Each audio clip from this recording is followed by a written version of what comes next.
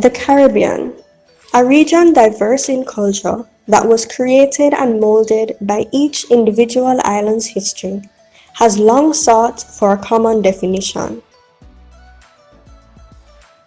When describing the Caribbean, one can argue that it depends greatly on context and perspective. which can range from the geological Caribbean based on location and tectonic similarities.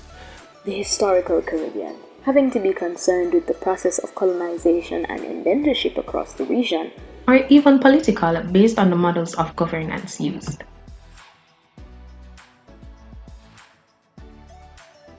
Hello everyone, my name is Jonah Ellison.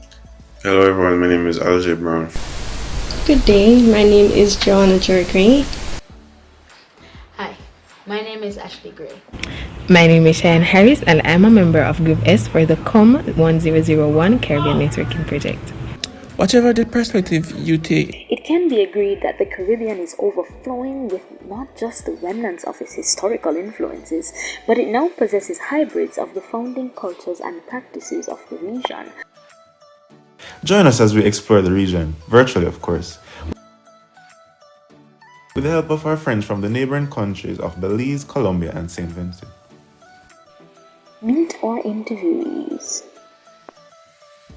Hi, good night everyone. My name is Josie Noble and I am from Belize. My name is Del Michael. My name is Miguel. I'm from the beautiful country of Colombia. I'm from St. Vincent and Grenadines.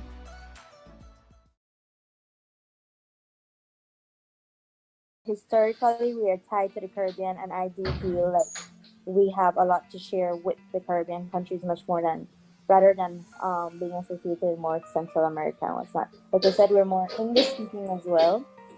English is our official language, although we speak the different ethnic groups speak different dialects, languages, and what's not. So we have more in common with the Caribbean than with Central America. And you have to note that Central America would probably mean more Mexico and Guatemala. Those are our neighboring countries, because Mexico is on the north and west, and also Guatemala is on the south and also piece of the west. And they are considered Central American countries and developed countries in a way. Unlike us, we are developing or underdeveloped countries, and we are very much vulnerable than they are, just like countries like Jamaica, Bahamas, and all the other Caribbean countries. I mean, the Caribbean is like a, probably I can like say that the Caribbean is like another unofficial continent, probably. I mean, it's not a political or it's like a real continent, or maybe yes, I don't know exactly, but there's like a way of life, because you guys share like a common weather, a kind of similar culture, and the islands have like like their own way to see the life, like your own way of life. Your lifestyle is so unique in the islands or in the parts that are close to the ocean. So about Colombia, we have actually two coasts, one in the Pacific Ocean and one in the Atlantic one. So we are like basically a big, not so big, but it's bigger than the islands that you can find in the Caribbean, for example. Well, I did a lot of geography. To me, the Caribbean is just a collection of volcanic islands, with the exception of probably Trinidad and Barbados that's on the Caribbean plate.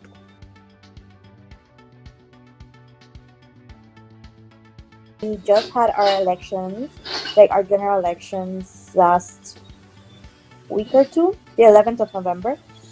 And we completely changed our government because they were in power for about 3 terms. And with those 3 terms came a lot of corruption and, of course, a lot of debt. We recently had our elections about 2 weeks ago. It was very quiet. None of you know about it, I assume. So you'd like to, I'd assume that you could assume, therefore, that we don't have any political problems because we didn't hear about it. We're not Venezuela, I guess.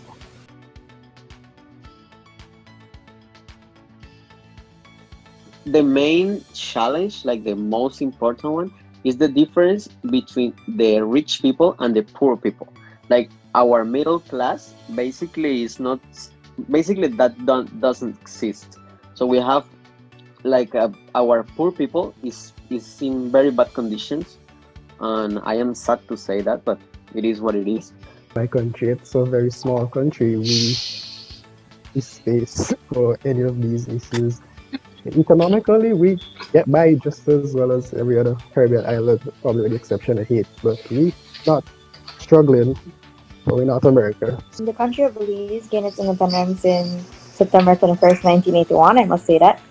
But since we're like, I would say, a young country, for example, economic, like, about at the moment, due to this pandemic, we are facing even more challenges. Our debt to GDP is fairly high. So the new government at the moment is saying that, I don't remember how much billions we owe, but our country is in debt at the moment.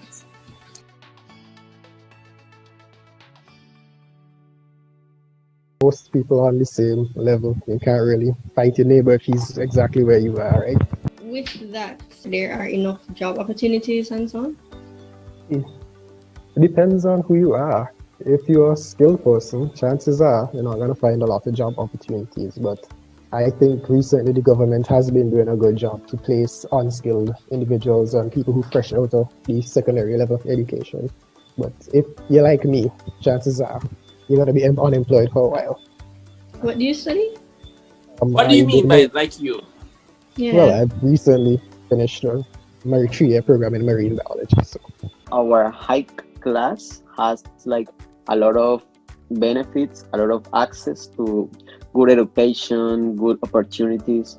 In our country, to have access to good quality education is so expensive, and most people doesn't have that opportunity.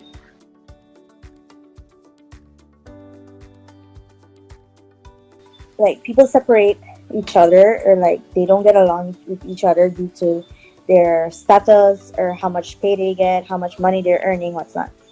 So that's what I see here in Belize. So basically, it's more of a classism. most of our population is, as we would like to say, black. We don't have a lot of Indians or I would say Caucasian people in our country. So we don't really have much racism. Of course, there's some cases where a couple of the businesses are typically owned by either American or European people, and a lot of Chinese or Asian people own a lot of businesses here, but there isn't necessarily open racism.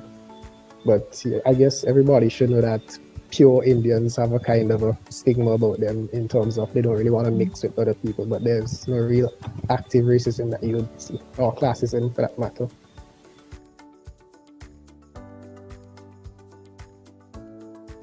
Belize is known as a melting pot of cultures, meaning that we have the most, if not, I think the highest number of ethnic groups in Belize. We have over 7 different ethnic groups found in Belize. So we are literally the melting pot of cultures. We have the East Indians, the Mestizos, the Mayas, the Garfanas, the Creoles, you name it. And all of them play a different role in society. So I believe that we're very much like integrated, and we know how to like get along with each other and what's not. Multicultural, because we have a lot of kind of people in the same country. A very interesting question. St. Vincent has culture, but being a small island, our culture is also heavily influenced by the Caribbean islands, which is the Caribbean islands, people from around the world now, being Trinidad and Jamaica.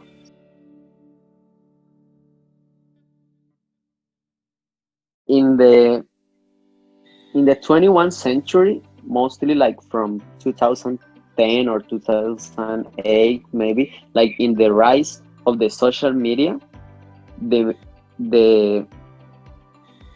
like all the press, the TV channels, and for sure the social media, like influencers, people that communicate in social media, had like an effect of like democratization of the info on the media. Because before, like in the last century, all the media has like close relations to the governments.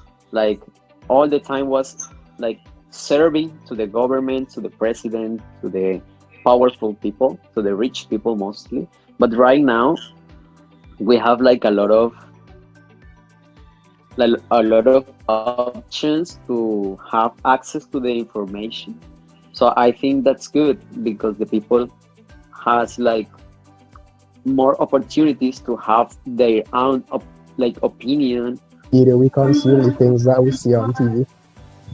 Yeah, what we eat, as most people say. So anything that comes on the TV, the younger generation here wants it. Best phone, the best car, anything. Good question. We have issues, internal issues happening in every country, which the media addresses, but also the media also promotes this integration and celebration of different countries and the different celebrations in the different countries. For example, like artists in Belize, you don't really hear about them in the country because the media promotes mostly the bigger artists and what's not. So we hear about Jamaicans as well, of course. So you guys are out there.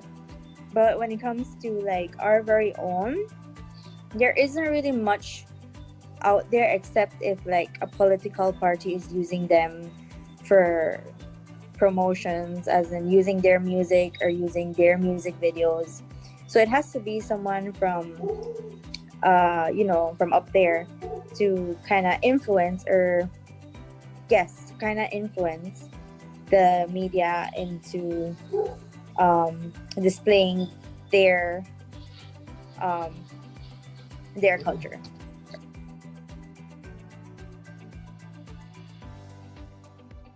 I think globalization has played a really huge part in this identity talk. A couple of years ago, you might have had a Caribbean identity, but with information traveling as freely as it is now, everything is kind of becoming one big mix together. We can say that, oh, we have a true Caribbean because we take part in everything and a lot of things. Oh, that's important that you said that, because one of our reading is that Alloway is not one. It's saying that different Caribbean islands, they have different identities. Do you think that is true, as in they're individualistic, or it is a collective Caribbean identity? See, that would really depend on who you ask, because as a Caribbean person, you'll be able to tell apart somebody who's from Trinidad and Jamaica. You probably won't be able to tell anything else, but you could definitely say this person is Trinidadian and this person is Jamaican. But what do you use to judge that? You use the accent. You can't really tell much else. Suppose you hear a person talk, is, oh yes, this person is definitely from Trinidad. I mean, give it granted, most Trinidadians have a flag somewhere. I don't know what's wrong with them and their flags, but they have flags. Generally speaking, you necessarily won't be able to tell. So I don't really think that we have much identity, so to speak, beside how we act physically. But all the same. We see Western influence everywhere, and we see that also in Belize. I don't think that it's something that can be perceived as negative, because we learn a lot in a way. Globalization and all that has played its role in introducing these Western ideas, but it's not really a negative impact in a way. We have seen how this contributes to development and what's not in the country.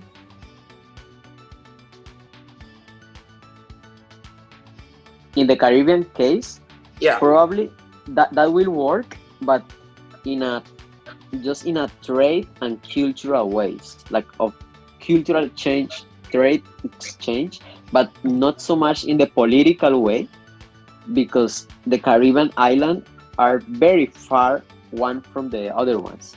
I think that's very difficult to control the people, to control the territory, to control the borders. So, but in the other way, I think that's very positive, because if you have like a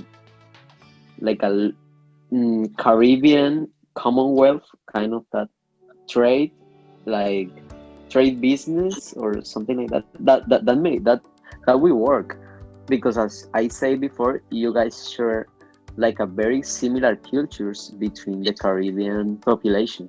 So I would say that maybe that works. That would only benefit the smaller countries, the countries who don't have, for example, Trinidad, one of the best examples in the Caribbean for something like this. They have everything they need to self-sustain the economy. If you compare that to my country, what do we have? Tourism. Is tourism going to make as much money in a long period of time as any of these other things that Trinidad has? Not really. It really depends on who's saying what, because they won't benefit. We might. For Jamaica, for example, how would y'all benefit from us having a shared passport or shared economy? Y'all necessarily wouldn't. Y'all would just come here for vacation. In doing this project, there definitely were some challenges. In this season, the typical issues of internet and connectivity, even just sound issues. There was an instance where we had to, or an interviewee had to rejoin the meeting and was having issues with their mic. But we were able to still persist and get the interviews done, and they were very interesting. That I have gained from doing these interviews is an appreciation for persons who write on the Caribbean, who study the Caribbean. I've definitely gained an appreciation for those persons. I learned that a lot of our Caribbean islands had elections around the same time, so I was like, whoa, I was ignorant of that. And music, culture, all of that. So it was a really good experience interviewing these people and learning their perspectives. It was really interesting to see how the readings that we've done so far in the course were coming to light.